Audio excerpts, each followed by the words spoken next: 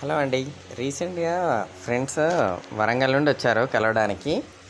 మా ఫ్రెండ్ అని చెప్పా, మామ రొటీనే కాకుండా వెరైటీగా ఏమన్నా ప్లాన్ చేయరా అంటే, వాడు వెహికల్లో వచ్చాము. ఒక కరీంనగర్ నుంచి ఒక హాఫ్ అన్ అవర్ జర్నీ చేసిన తర్వాత ఈ లొకేషన్కి వచ్చాము. లొకేషన్ చూస్తే గ్రీనరీలో తాటి చెట్లు, మీకు సీనరీ అర్థమైంది కదా. అయితే వచ్చే దారిలోనే చికెన్ తీసుకొచ్చాము. చికెన్ తీసుకొచ్చిన తర్వాత మా ఫ్రెండ్ ఉండి అన్నాడు, దీన్ని కుండ చికెన్ వండుదాము కళ్ళు పోసి, సూపర్ టేస్ట్ ఉంటుందిరా అని అన్నాడు.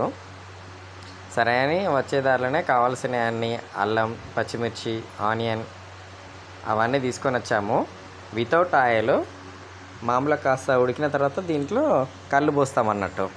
ఫస్ట్ మసాలాలు, పచ్చిమిర్చి, ఆనియన్ అన్నీ చికెన్లో వేసుకున్నాము.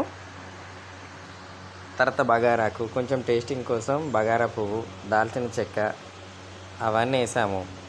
చూడండి, చూడడానికి ఎట్లా కనిపిస్తుందో.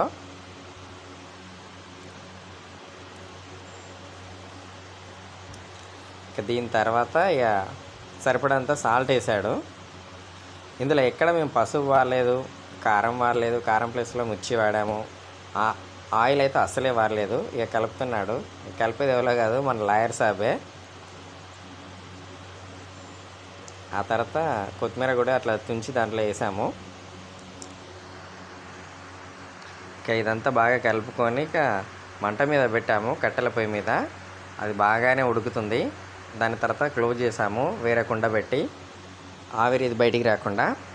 చూడండి, చూసే వరకే ఈవినింగ్ అయిపోయింది. అసలు లొకేషన్ మాత్రం పిచ్చి పీస్ఫుల్గా ఉంది. అసలు చాలా అంటే చాలా ప్లెజెంట్గా అనిపించింది, సిటీకి దూరంగా.